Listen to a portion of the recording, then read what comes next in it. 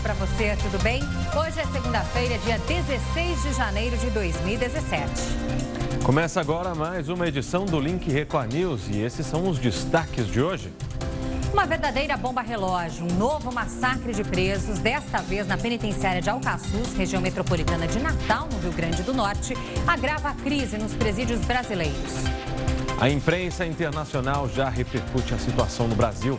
O The New York Times afirma que decapitações e mutilações são comuns nas prisões violentas e superlotadas do Brasil, onde 40% dos presos ainda não foram sentenciados. A quantidade acima da capacidade é apenas um dos ingredientes do problema. Você acha que a superlotação nos presídios do Brasil tem solução? É o que a nossa enquete de hoje quer saber. Para votar, entre nas redes sociais, use a hashtag LinkRecordNews ou envie o seu comentário, a sua opinião para o nosso WhatsApp. Agora seguimos com outros destaques. Temporal na Grande São Paulo provoca morte e deixa bairros debaixo d'água. O município de Francisco Morato foi um dos mais atingidos. Anvisa aprova registro de remédio à base de maconha pela primeira vez no Brasil. Depois de um ano difícil, pesquisa mostra que mais de 80% dos empresários acreditam que a economia vai melhorar em 2017. Divida a sua opinião com a gente. Participe do nosso jornal, porque começa agora a segunda edição do Link Record News.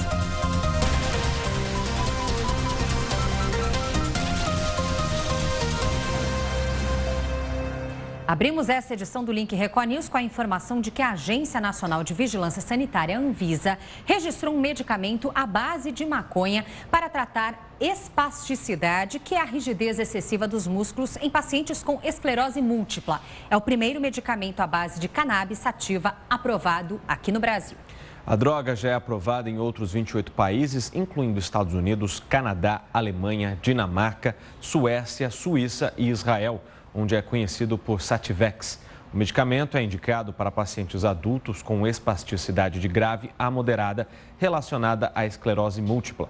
A Anvisa alerta que o medicamento não é indicado para tratar epilepsia, nem pode ser consumido por pessoas com menos de 18 anos. E mais 3 pessoas estão internadas em estado grave por suspeita de febre amarela no interior de Minas Gerais. Mais informações agora com a repórter Raquel Rocha. Olá, pessoal do Link Record News. Aqui em Belo Horizonte não foi registrado nenhum caso da doença, mas há 21 pessoas internadas que teriam contraído a febre amarela no interior do estado. Elas estão no mesmo hospital onde 2 pessoas morreram com suspeita da doença. A Prefeitura de Belo Horizonte informou que está aplicando inseticida em várias partes da cidade e que os 150 postos do município estão abastecidos com a vacina, que é a principal forma de prevenção. Em todo o estado foram registrados 133 casos suspeitos de febre amarela e 38 mortes estão sendo investigadas. Voltamos ao estúdio da Record News. Diante de tantos casos, a população das grandes cidades também está preocupada com a febre amarela. Na busca pela prevenção, fica a dúvida: é preciso sair correndo para tomar a vacina? Com 133 casos suspeitos notificados e 38 mortes suspeitas da doença em 24 cidades brasileiras, a população fica assustada. E os centros de vacinação, assim, lotados. A gente estava preocupado com a zika, com chikungunya até um ano atrás, e hoje volta a febre amarela. Guilherme vai para Tocantins e para Minas Gerais, estado com maior incidência da doença nos últimos dias, e preferiu não arriscar. Melhor prevenir do que remediar, né? Prevenção é importante, mas o que muita gente não sabe é que para a febre amarela, a recomendação é só se vacinar se houver realmente necessidade, como é o caso dos moradores de regiões silvestres e rurais, ou daqueles que vão viajar para locais com incidência da doença. No Brasil, os lugares de risco são as áreas de mata e rios dos estados que ficam nas regiões Norte e Centro-Oeste, parte do Nordeste e nas regiões Sudeste e Sul. A vacina contra a febre amarela é segura, tem 90% de eficácia, mas é feita com o vírus vivo. Por isso, é preciso ficar atento às contraindicações. A vacina não é indicada a pessoas com imunidade baixa por alguma doença ou tratamento, crianças menores de 6 meses, idosos acima de 60 anos e grávidas. Ela é gratuita nos postos de saúde. No ano passado, eles ficaram cheios de brasileiros com medo deste mosquito, o Aedes aegypti, principal transmissor da febre amarela nas cidades. Contaminado, ele também pode passar o vírus para animais, como o macaco. Mas é no homem que os sintomas mais preocupam. O vírus tem uma capacidade importante de lesar o fígado, de causar dano no fígado. E esse dano no fígado, junto com toda a destruição que ele acaba fazendo e dano no resto do corpo, pode fazer com que se tenha uma doença grave, tá? Que pode ser letal em alguns casos. Aqui no Brasil, são recomendadas até 2 doses que valem para a vida toda. A primeira a partir dos 9 meses de idade e a segunda depois dos 10 anos da primeira dose. Com as 2 doses, a pessoa é considerada 100% imunizada. Fora daqui, em alguns países, também é exigido este cartão, o comprovante internacional de vacinação. Darcy vai passar o carnaval na Costa Rica e correu para o posto. Estou tomando agora por causa do prazo, que tem que tomar 10 dias antes da viagem e porque eu vou viajar no carnaval. Mas sem desespero, né? Sem desespero. Nesse momento é melhor ter calma. O surto está localizado numa região de Minas. É uma doença que ocorre já na mata, na zona silvestre, e fazer a vacina conforme recomendado pelo Ministério da Saúde. Saindo de saúde, agora a gente fala de clima e tempo. Um temporal provocou uma morte, deixou bairros da capital e cidades da Grande São Paulo debaixo d'água. Pois é, o município de Francisco Morato foi um dos mais atingidos. A rua em que esse homem se protege, encostado na porta de uma loja, fica em Francisco Morato, na Grande São Paulo. Com a chuva forte, o centro da cidade ficou assim. A enxurrada arrastou tudo pela frente. Neste outro vídeo, feito com celular, o orelhão aparece ilhado, quase coberto. Pelo menos 6 carros foram levados pela correnteza. O ônibus ficou com água pela metade. A estação de trem ficou inundada e alguns passageiros subiram nas estruturas metálicas para fugir da água. A enchente também invadiu uma sorveteria e deixou muito prejuízo. Meu Deus do céu! Agora que a água da chuva baixou, a gente tem uma noção exata da quantidade de lama que ficou aqui no centro de Francisco Morato. De acordo com a Defesa Civil, estavam previstos 30 milímetros de chuva, mas caíram 90 milímetros no espaço de 2 horas. E o que sobrou foi muito estrago e lojista que perdeu praticamente tudo. Nesta loja de celulares e aparelhos eletrônicos, a água chegou a 1,70 m de altura. Aqui quase tudo foi perdido. Telefones, peças e até móveis foram arrastados pela correnteza. O prejuízo, segundo o dono, é de cerca de R$100 mil. Não tenho nem palavras, eu não sei ainda o que eu estou sentindo, não caiu a ficha do que aconteceu realmente. As ruas ficaram repletas de lama e entulho. Para andar por aqui só com bota impermeável. Comerciantes passaram a madrugada retirando a água e barro das lojas e tentando salvar o pouco que restou. O culpado disso tudo, 50% somos nós moradores que ficam jogando lixo na rua e 50% é a prefeitura que não faz nada também. As agências bancárias também foram atingidas. Nesta dava para ver que a água chegou a cobrir os caixas eletrônicos. Teve alagamento em mais 6 bairros. Nós fomos nos bairros. Já fizemos algumas ações também com o pessoal em área de risco. Já colocamos em abrigo. Na zona norte de São Paulo também teve enchente. Os moradores desta casa colocaram os móveis em cima das cadeiras. Na estação do metrô, a água brotava da parede. Em Guarulhos, na região metropolitana, um morador registrou a chuva de raios. E detentos do presídio provisório Professor Raimundo Nonato, em Natal, se rebelaram às 4 horas da manhã de Brasília desta segunda-feira. Segundo o governo do Rio Grande do Norte, a situação foi controlada por volta das 6h30, horário de verão. Não houve fugas e não há informações sobre feridos. De acordo com a Secretaria de Justiça e Cidadania, os presos tentaram derrubar uma parede do presídio Raimundo Nonato, mas a polícia interveio e evitou a fuga. Eles ainda tentaram entrar em uma área de isolamento da unidade, onde ficam os presos ameaçados de morte, mas não conseguiram. O estabelecimento tem 166 vagas projetadas, mas abriga 600 detentos, segundo um relatório de novembro do Conselho Nacional de Justiça. A Polícia Militar e agentes penitenciários do Grupo de Operações Especiais entraram nos pavilhões da penitenciária de Alcaçuz, no Rio Grande do Norte, por volta das 11 horas e 50 minutos desta segunda-feira para retomar o controle da unidade. Os presos estavam em cima dos telhados dos pavilhões, com paus, pedras e facas nas mãos, além de bandeiras com as siglas de facções criminosas. Neste fim de semana, 26 detentos de Alcaçuz morreram em uma rebelião. O motim começou na tarde de sábado e só terminou 14 horas depois. Ao todo, 134 presos morreram em rebeliões nos presídios do país.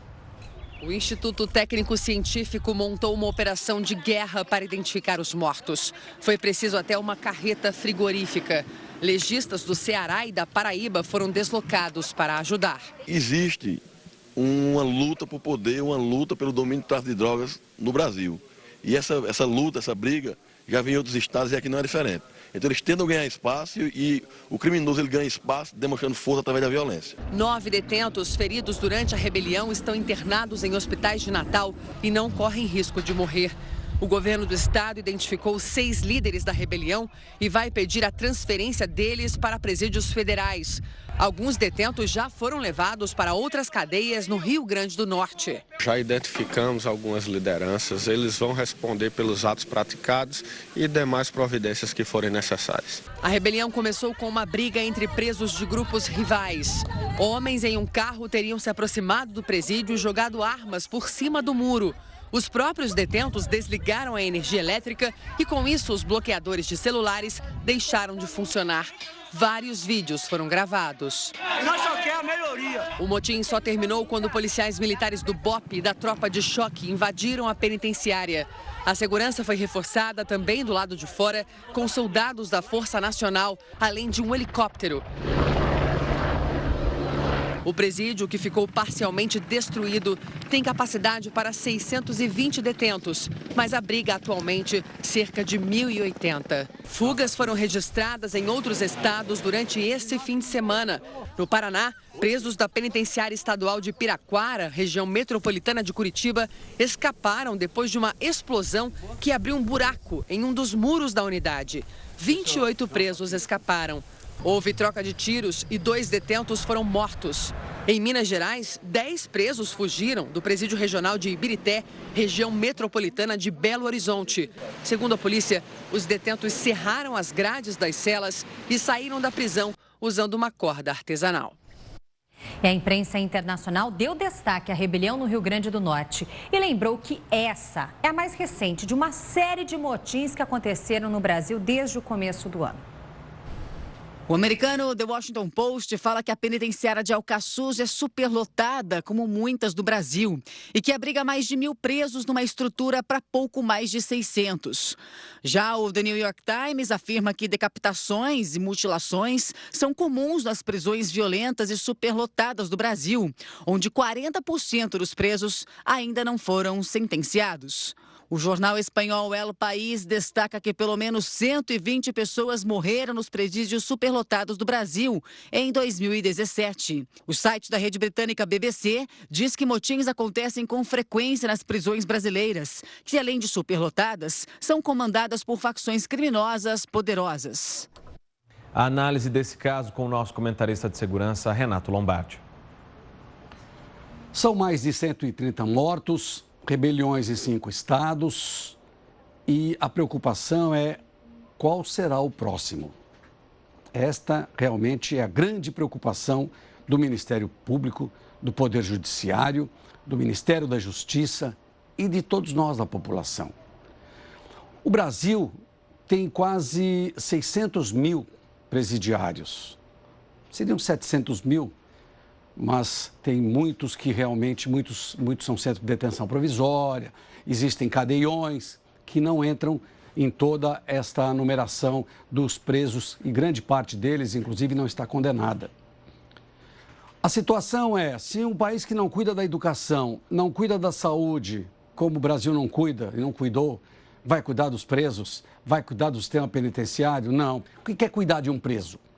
É obrigá-lo a trabalhar numa situação em condições de que o sujeito possa trabalhar, possa cumprir sua pena e de maneira correta, de maneira limpa, para que quando ele sair, ele saia com um trabalho já mais ou menos indicado, com uma profissão pré-estabelecida e pronto. Mas não, o que acontece aqui é que os presos são trancados em verdadeiros depósitos, numa imundície, numa sujeira, sem nenhuma assistência. E aí, se ele entra furtando um simples pneu, quando ele sai querendo praticar um dos piores crimes do mundo, porque ele não tem nada a perder. Infelizmente, essa é uma situação. Então, eu confesso particularmente que eu nunca me surpreendo com o que vem acontecendo, porque há alguns anos acompanhando isso, eu sempre pensei comigo, o dia que o preso tiver noção da força que ele tem, nós estaremos perdidos. E é o que está acontecendo agora, porque o preso hoje ele se organizou dentro da cadeia. E nós não nos organizamos aqui fora, a sociedade, para poder dar meios para que essa gente possa sair de lá e trabalhar, cuidar da vida, cuidar da família e não voltar a delinquir. Só que a reincidência chega a 85%. É isso mesmo. 85% dos presos do Brasil já foram e voltaram várias vezes. E sem nenhuma condição. E além disso, mais de 130 morreram. Claro, mas é menos um. Mas não é que é menos um. E os que fugiram? E o governo vai ter que pagar R$50 mil por preso que morreu. Mas aquele que foi morto pelo preso, a família não recebe nada. Isso é uma outra história que também tem que ser cuidado. Então, olha, tem tanta coisa para se pensar, só que infelizmente aqui no Brasil só vai se pensar depois que as coisas já aconteceram e continuam acontecendo. Bom, diante dessa situação toda, colocamos para vocês a enquete do dia. A quantidade acima da capacidade é apenas, como nós vimos aí, um dos ingredientes desse problema. E você, acha que a superlotação nos presídios do Brasil tem solução? Para votar nas redes sociais, entre no Twitter, no Facebook da Record News, comente, participe, use a hashtag #LinkRecordNews e também pode mandar uma mensagem através do nosso WhatsApp. O telefone é o 95307-1851, o DDD é o 11 e nós já temos participação. É isso mesmo, Pedro. Vamos conhecer a opinião do internauta telespectador que participa agora, Renata, de Taboão da Serra, São Paulo. Só terá jeito a superlotação se o governo investir na educação. Não adianta investir em presídio e sim em educação. É a opinião da Renata. Obrigada pela mensagem. O Marcos, do Rio de Janeiro, capital, o Código Penal deve mudar e a aplicação das penas devem ser mais duras. Caso contrário, a violência aumentará.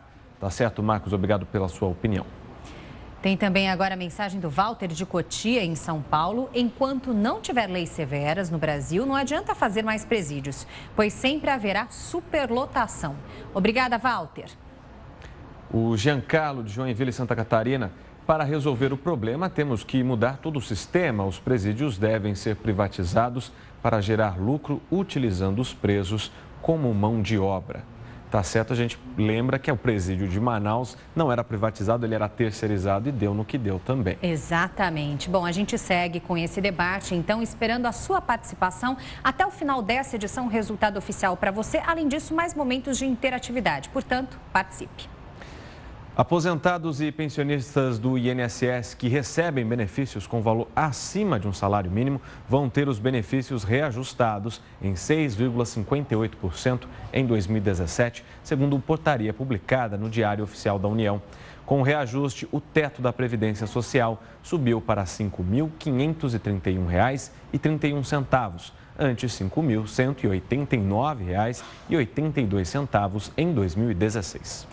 Pela primeira vez em 20 anos, o reajuste das aposentadorias e benefícios do INSS de quem ganha acima de um salário mínimo será superior ao aumento do salário mínimo, que teve reajuste de 6,48% e passou de R$ 880 para R$ 937 no dia 1º de janeiro.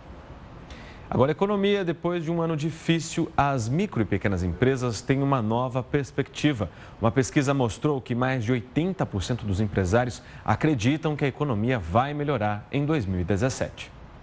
Bolos que enchem os olhos, atendimento diferenciado e uma decoração temática para chamar a atenção de quem passa na frente da cafeteria. Donizete investiu em tudo isso para driblar a crise de 2016. Mesmo assim, foi difícil manter as contas em dia. O produto que eu uso muito, que é a farinha, o açúcar, ele vinha subindo mês a mês. Então isso foi uma coisa que atingiu bastante nós aqui. A cafeteria, que existe há 1 ano e meio em São Paulo, tem como especialidade bolos caseiros. São vendidos cerca de 80 por dia. O negócio começou com o casal, o Donizete no atendimento e a Adriana aqui na cozinha. Os dois não estavam mais dando conta de tantas encomendas e decidiram contratar 4 funcionários. Apesar de 2016 ter sido um ano difícil para a maioria das empresas, para esse ano as expectativas são ainda melhores. Várias pessoas têm nos procurado para usar a nossa marca, até mesmo partir com uma franquia. Eu tenho projeto de mais 2 lojas em outros bairros e eu acredito que 2017 vai dar uma alavancada. Uma pesquisa mostra que em 2016, 60% das pequenas empresas brasileiras tiveram um desempenho pior do que no ano anterior. 82% dos empreendedores acreditam que a economia do país vai melhorar a partir de 2018. Para eles, este ano já vai ser mais lucrativo. Mas metade dos empresários não pretende fazer investimento nos negócios, e sim colocar as contas em dia. Há uma perspectiva de melhora do meio do ano para frente. Portanto, é fundamental ele se manter no jogo para poder aproveitar esta melhoria, embora pequeno, mas é um crescimento, já não é um recuo. O Link Record News faz uma pausa para os nossos apoiadores e volta em instantes. A seguir, brasileira de 20 anos pode ser condenada à morte nas Filipinas por tráfico de drogas. E ainda, pelo menos 37 pessoas morreram na queda de um avião de carga no Quirguistão. Isso e muito mais, já já.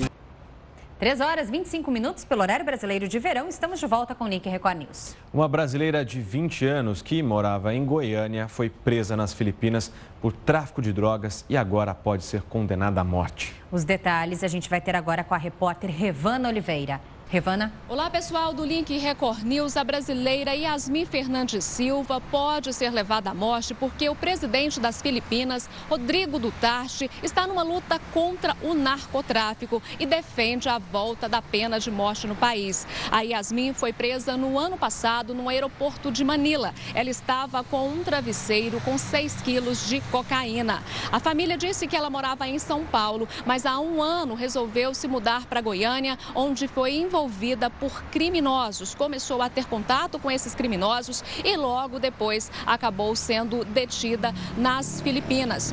O Ministério das Relações Internacionais disse que já enviou um advogado para dar assistência a Yasmin. O caso dela é semelhante aos de 2 brasileiros que no ano de 2015 foram executados logo depois de serem presos por tráfico de drogas. Voltamos aos estúdios da Record News.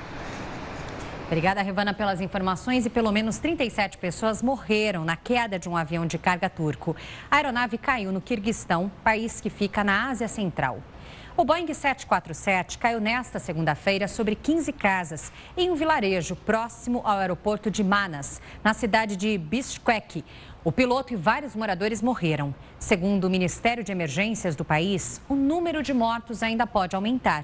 Segundo a administração do aeroporto, a visibilidade era ruim quando o piloto tentou pousar.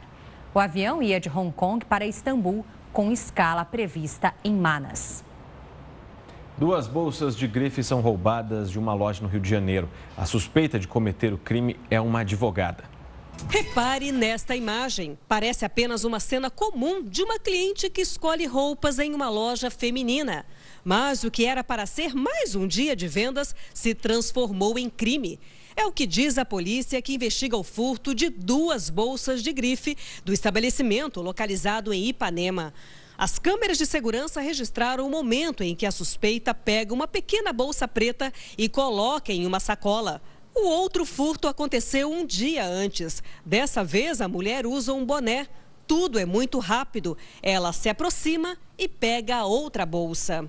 O caso foi registrado na delegacia do Leblon. Segundo a polícia, o prejuízo foi de R$ 1.200. Silvia Odete Morani é advogada e faz curso de magistratura em uma conceituada instituição. Segundo a polícia, Silvia tem uma boa condição financeira.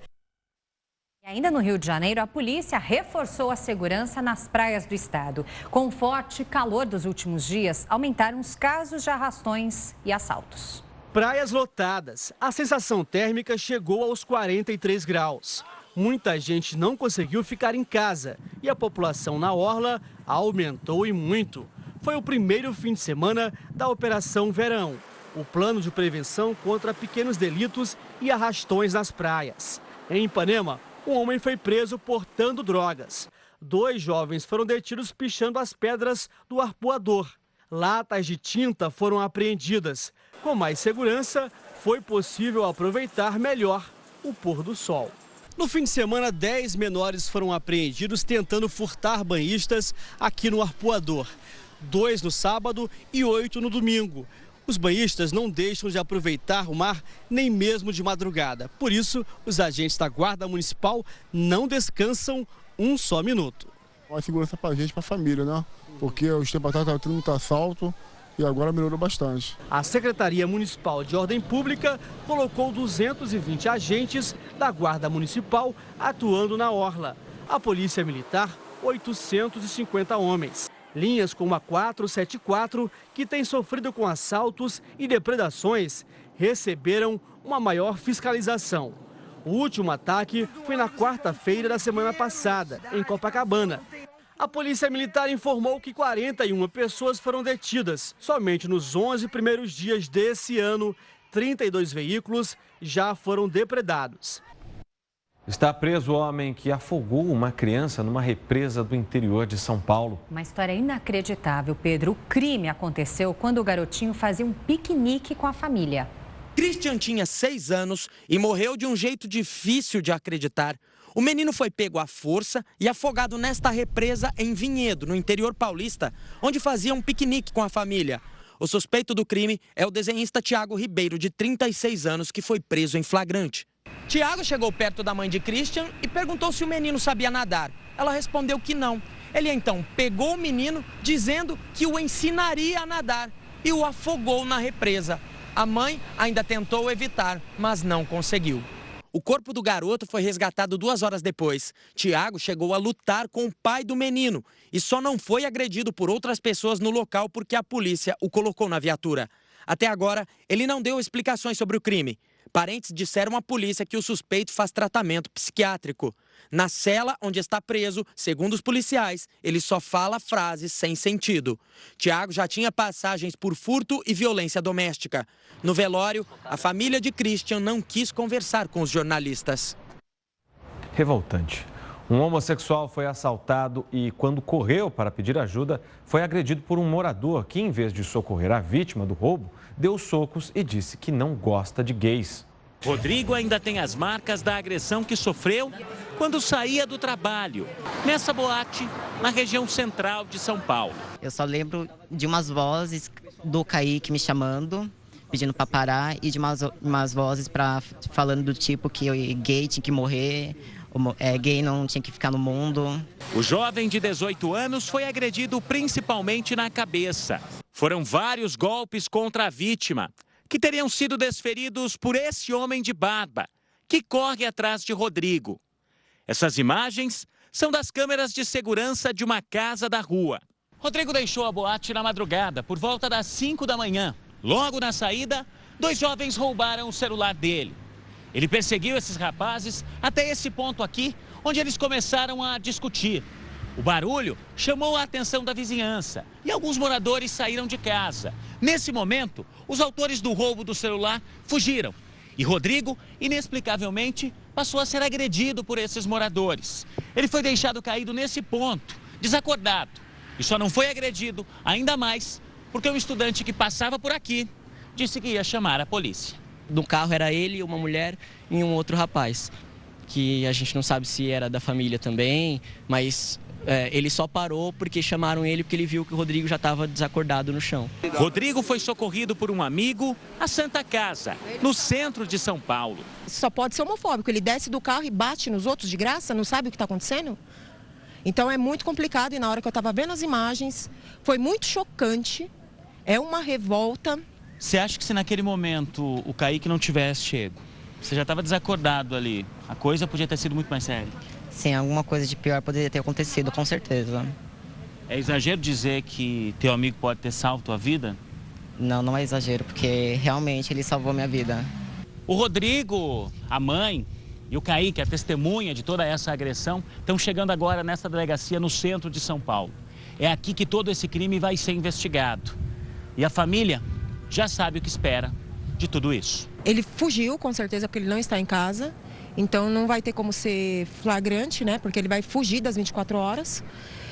Mas eu espero que a polícia vá atrás dele, prenda, tome alguma medida, faça alguma coisa para o meu filho não ficar impune. É isso que você está esperando também, né, Rodrigo? Eu espero que a justiça seja feita.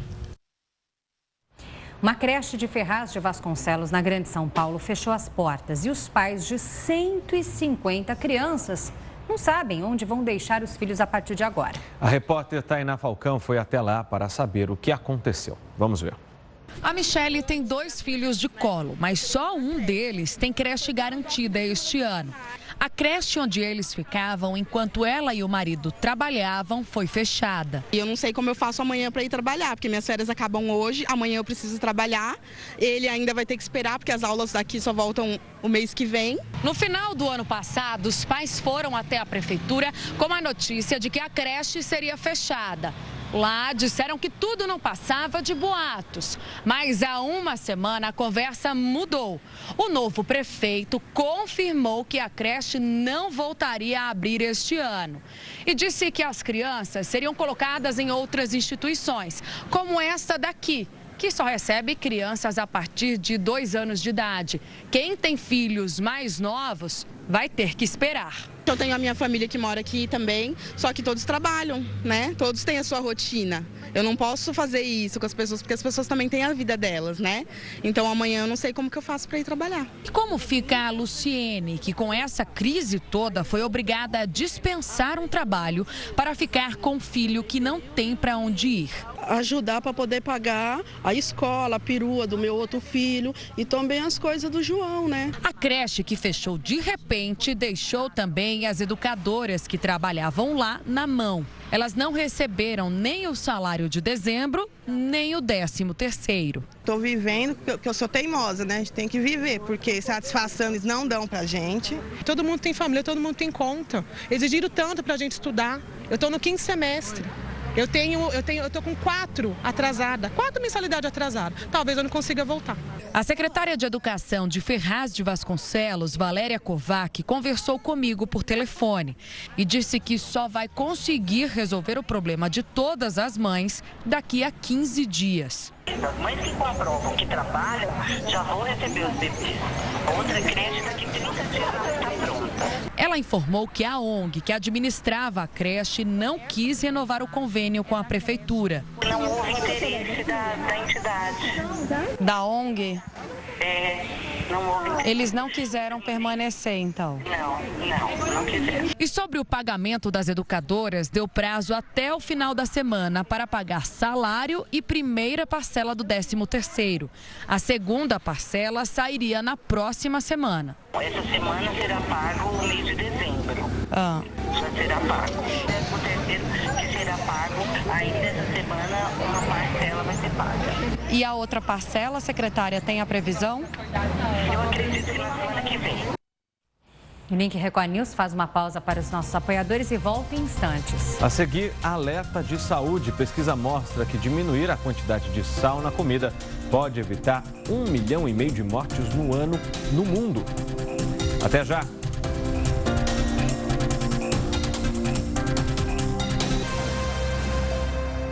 Três horas e 41 minutos, Link Record News de volta.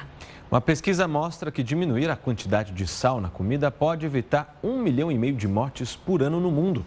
É que o sódio está 100% associado às doenças do coração. Nós fomos atrás de opções mais saudáveis para ajudar no preparo dos alimentos.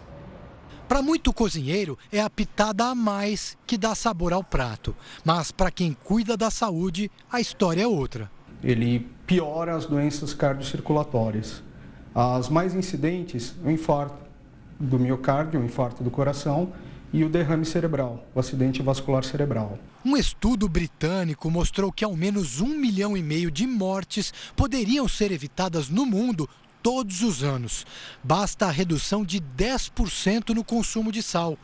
Muitos alimentos, principalmente industrializados e embutidos, possuem uma quantidade excessiva de sódio na composição. Além disso, tem o toque pessoal de cada um.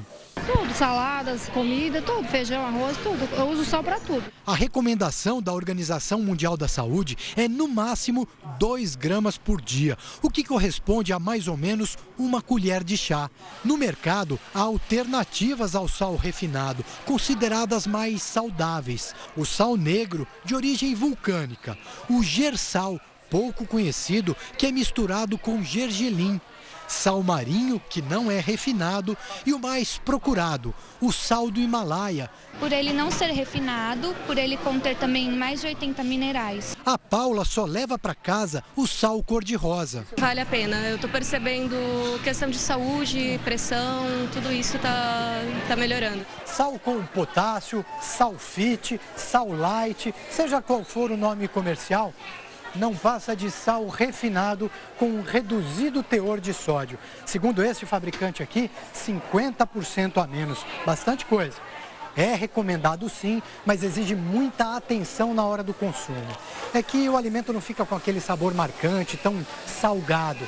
E muita gente, com isso, acaba excedendo na dose. O consumo dele tem que ser também moderado. Não é porque ele é um sal que contém mais nutrientes que ele não contém sódio. Ele contém, pode ser uma quantidade um pouquinho menor que o sal refinado, porém também contém. A recomendação médica é ficar atento às escolhas feitas no supermercado. Embasado nos estudos, a gente orienta uma dieta saudável. Essa dieta saudável, ela consiste na ingesta de verduras, legumes, muitas frutas e usar o tempero em casa. A Débora mudou os hábitos desde que nasceram as filhas mais novas. Trocou o sal refinado pelo cor-de-rosa no preparo dos alimentos e partiu para uma receita caseira. Mistura orégano, alecrim e manjericão desidratados com sal grosso. O sal de ervas eu uso mais para salada e para fazer arroz. Eu acho que fica mais saboroso. A dona de casa diz que gasta mais na hora das compras, mas acredita que mudou a saúde da família. A gente faz exame assim, anual aqui, o pessoal todo. E a saúde assim é 100%. Nunca tem nada que desabone na saúde, não. Acho que colabora. O motorista de um caminhão derrapou na neve e perdeu o controle da direção em uma estrada no estado americano do Kansas. Um carro dirigido por um policial quase foi atingido. Por sorte, ele conseguiu desviar e evitou o acidente. Segundo autoridades, o motorista do caminhão estava acima da velocidade. Ninguém ficou ferido. E você conhece aqueles cigarros eletrônicos? O uso deles não é proibido, mas a comercialização, sim. A equipe da Record TV flagrou a venda ilegal na região da Rua 25 de Março e na Avenida Paulista. Quem é responsável pela fiscalização nesses casos? E será que o uso dos cigarros eletrônicos faz mal? Veja agora na reportagem especial de Ingrid Gribel.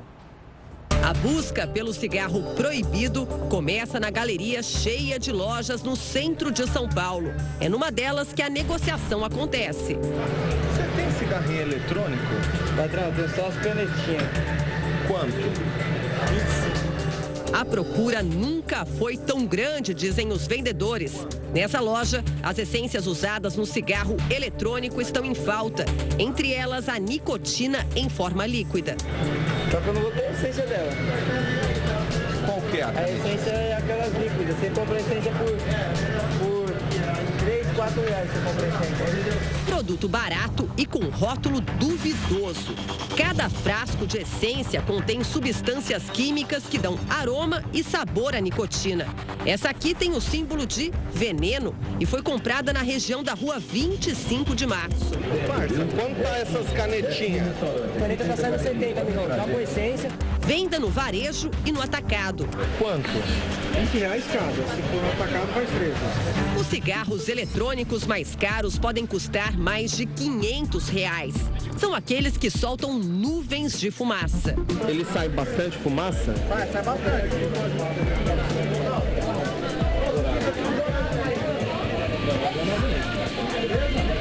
A internet está cheia de fumantes que se exibem com cigarros a vapor. São os vapers, que fazem até competição. Cada país tem regras próprias. No Brasil, o uso não é crime, mas a venda do cigarro eletrônico é proibida desde 2009 pela Agência Nacional de Vigilância Sanitária. A lei, só no papel, não impede o comércio ilegal nas ruas. A gente anda, mas você não vê fiscalização. Então, infelizmente, o pessoal vende, faz a propaganda. Venda descontrolada também em sites como este aqui. Mercadoria importada que entra de maneira clandestina no país. A multa pode chegar a R$1,5 milhão de reais. Em meio a essa fumaça toda, quem é que fiscaliza a venda de cigarros eletrônicos aqui no Brasil? A Anvisa diz que a responsabilidade também é das autoridades policiais. O comando da Polícia Militar no estado de São Paulo diz que nos últimos dias houve reforço no policiamento ali na região. A Polícia Civil diz que rondas frequentes acontecem por ali, inclusive em viaturas descaracterizadas. Mas como o crime é de contrabando, a responsabilidade é da Polícia Federal. A Superintendência da Polícia Federal deixa claro que não faz fiscalização em barracas e lojas, mas combate a importação e a distribuição do cigarro eletrônico aqui no Brasil. Sem controle, o hábito pode virar vício. Tá na moda, todo mundo usa. Assim como o cigarro comum, tem risco de provocar a dependência. Você vai ver agora a diferença entre o cigarro comum e o cigarro eletrônico. Um cigarro comum só pode ter até 1 miligrama de nicotina, pelas regras do Ministério da Saúde. Já o cigarro eletrônico tem até 36 vezes essa dosagem. Por isso que é comum uma pessoa que está usando o cigarro eletrônico ter a falsa sensação de que ela está fumando menos, porque na realidade ela está usando um produto com uma concentração, com um teor de nicotina muito mais alto do que o cigarro que ela estava usando. O cigarro comum funciona pela queima da nicotina. A combustão libera monóxido de carbono e alcatrão, que podem provocar infarto e câncer. Já o cigarro eletrônico libera vapor. Para isso, usa como base duas substâncias químicas, o propileno-glicol e o glicerol, que, se inaladas, podem causar lesões ao sistema respiratório e um tipo de pneumonia. A conclusão faz parte de um estudo que durou 4 anos. O resultado é que esse não é o melhor caminho para se livrar do tabagismo. A médica pesquisou os efeitos do cigarro eletrônico no corpo humano. Os danos são semelhantes ao sistema respiratório dessa pessoa.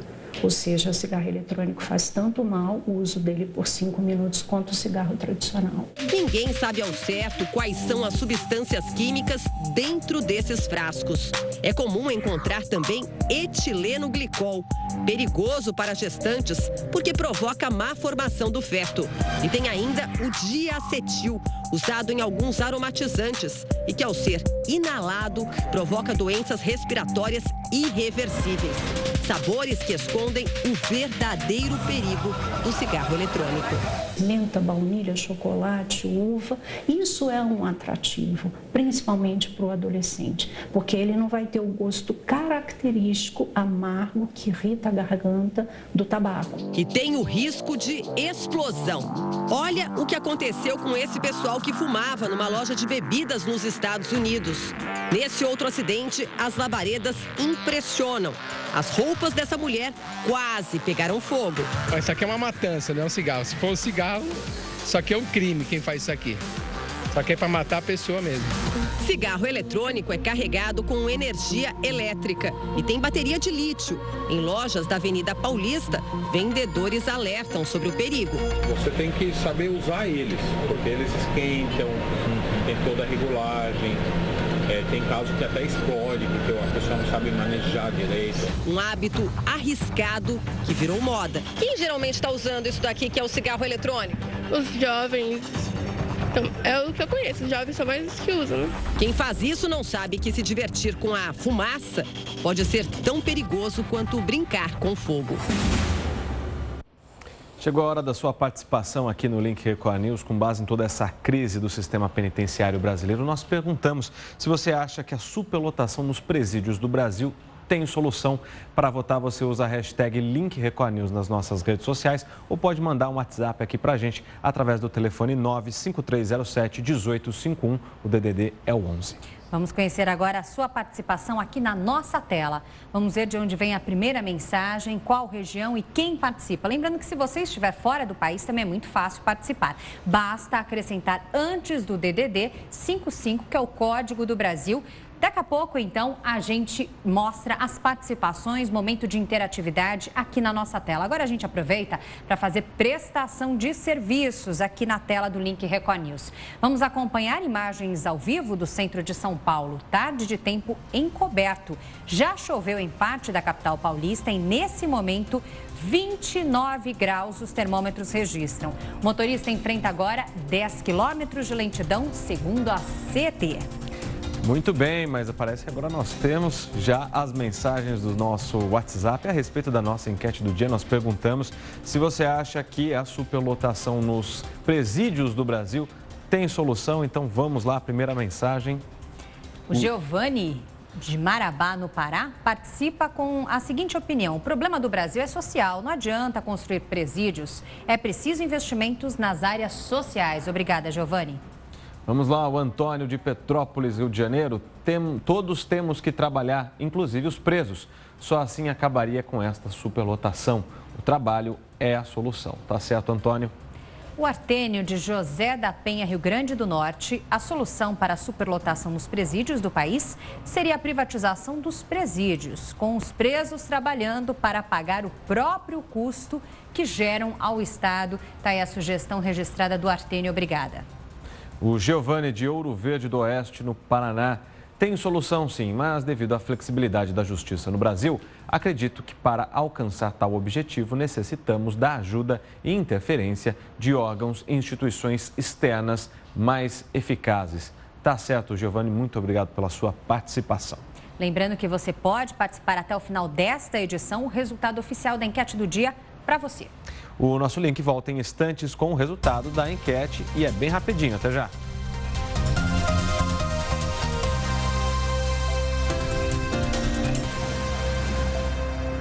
Três horas e 58 minutos, estamos de volta com o Link Record News. A posse do presidente dos Estados Unidos, Donald Trump, vai ser agora, nesta sexta-feira. E você, claro, não pode perder esse grande momento aqui na Record News. 20 de janeiro. Nesta sexta-feira, o presidente eleito dos Estados Unidos, Donald Trump, toma posse de uma das nações mais poderosas do planeta. A Record News vai fazer uma cobertura especial a partir das 2 horas da tarde. Vamos acompanhar cada momento do juramento, discurso de posse e o desfile até a Casa Branca.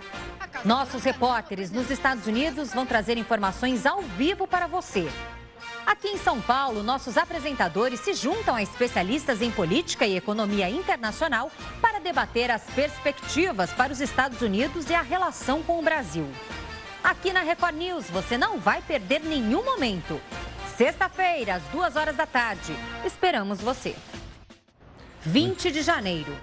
Muito bem, vamos falar agora da sua participação aqui no Link Record News. Na nossa enquete de hoje, nós perguntamos se você aí de casa acha que há solução para a superlotação nos presídios do Brasil. Agora, hora de conhecer o resultado oficial da enquete do dia.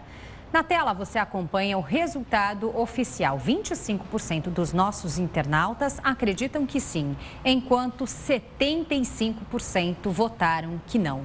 Acham que não há solução para esse problema. Lembrando aqui que todos os dias temos uma enquete diferente, um tema novo para ser abordado por você. Então, amanhã, nós esperamos a sua participação numa nova pergunta. E esta edição do Link Record News fica por aqui. Quer sugerir algum assunto para o nosso jornal? Mande uma mensagem para o WhatsApp, participe nas redes sociais, use a hashtag Link Record News. Lembrando que a gente se encontra aqui de segunda a sexta, sempre em 2 edições, às 11 da manhã e também às 3 da tarde. Continue participando pelas redes sociais, a gente se vê amanhã. Record News, informação para você crescer. Tchau.